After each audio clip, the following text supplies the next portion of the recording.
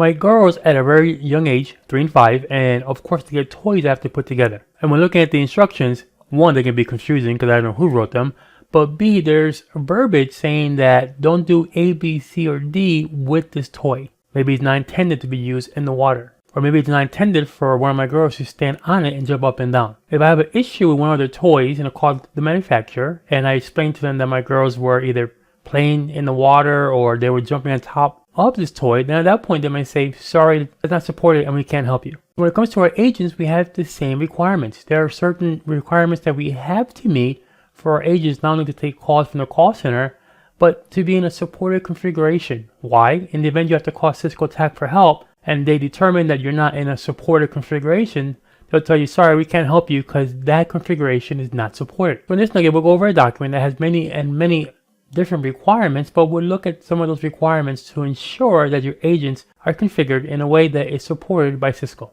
So when it comes to Contact Center Express, there are certain requirements that our agents have to meet. Now, in the event that we don't meet or follow these requirements, we could have undesired effects in our call center. So something may function in a way that we didn't intend for it to function. Or if you call Cisco for support, they may say this agent is not configured based on the requirements, so therefore we can't really assist you until you resolve that. And this happens all the time based on the version that you're running, or maybe someone configured an agent in such a way or they weren't aware that it wasn't meeting the requirements for that agent.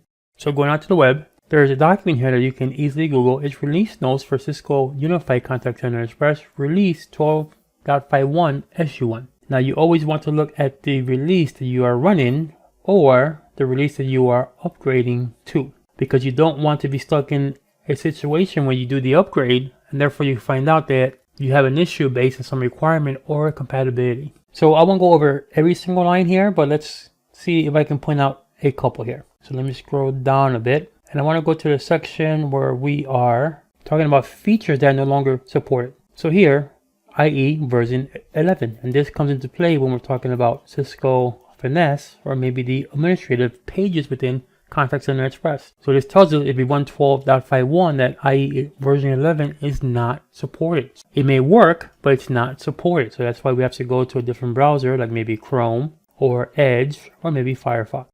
So here we have notes. In the event that we upgrade to 12.5 SU1, there are certain COP files that have to be installed. We see here that Contact Center Express supports Chromium-based Microsoft Edge, but does not support earlier versions of Edge. So these are items we have to really look over in great detail to make sure it doesn't apply to our environment. Here we have a footnote. As of version 12.51, the 300 agent deployment model is not supported. So if you need more than 100 agents, we have to go with the 400 agent OVA profile. So let's scroll down a bit. Here we see that TLS version 1.0 and 1.1 are not supported. And when that may come into play, you might have a Contact Express server doing some type of API call or talking to some third-party application.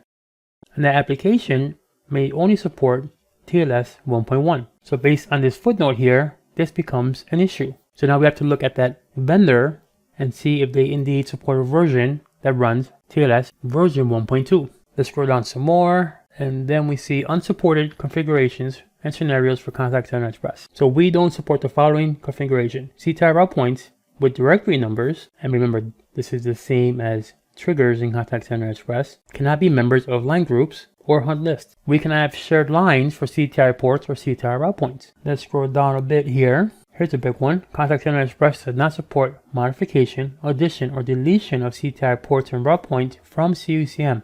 So we have to do this with or on the Contact Center Express side. Not doing so may cause you to have to restart your Contact Center Express server. So let's scroll down a bit more. Here are unsupported actions for our agents. The following soft keys are not supported. So we have barge, we have do not disturb, we have group pickup, we have iDivert, we have park, we have pickup. So for our agents and their phones, I would create a soft key template that does not include any of these soft keys. There's also a footnote here. In CUCM administration, the directory number configuration, the setting for maximum number of calls cannot be a value other than 2. Within the same web page, the busy trigger should not be any other value other than 1. So let's jump over to Contact Center Express. We'll go ahead and log in here, and let's look at one of the agents. So we'll look at myself here, me being a supervisor. If I look at my directory number, the document says that when we scroll down to maximum number of calls, this should be set to 2, and busy trigger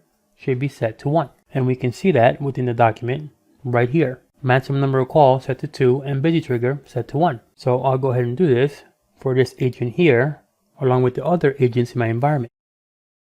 We also see here a footnote that no CUCM device can forward to a directory number or extension of a contact center express agent. An agent extension cannot be configured to be forwarded to a trigger or a CTI route point. So again, this is a really good document, especially to reference not only before deploying your agents, but in the event you run into an issue. This is a document that we should always have bookmarked so we can see if there's something that's unsupported within our environment. And the reason I bring that up, because this has happened to me before in the past, where we had an issue. I put in a ticket and kind of find out that one of the agents was configured in such a way where it was unsupported by Cisco. So from that day on, I always looked at this document to ensure that whatever configuration that we had was indeed supported, because unfortunately you have side effects where weird issues go on in your environment, or as I stated, you call Cisco TAC for help and they go, sorry, not supported, fix that first and then get back to us. So with that, I hope it's been informative for you, and I'd like to thank you for viewing. Thanks for watching. If you're interested in an IT career or looking to brush up your IT skills, check out cbtnuggets.com and sign up for a free trial.